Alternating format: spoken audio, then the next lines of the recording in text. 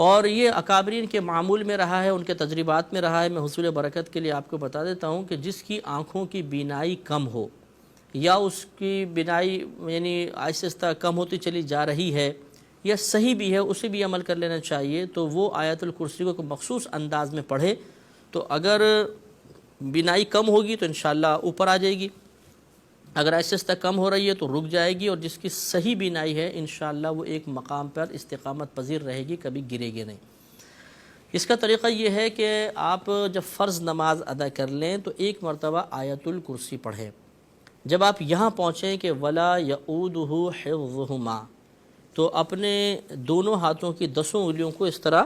اپنی آنکھوں پہ رکھ لیں اور اس وَلَا يَؤُودُهُ حِفْظُهُمَا کو 11 دفعہ پڑھیں، یعنی پوری آیت الکرسی ایک مرتبہ پڑھتے ہوئے جب آپ یہاں پہنچے وسیع کرسی السماوات والارض،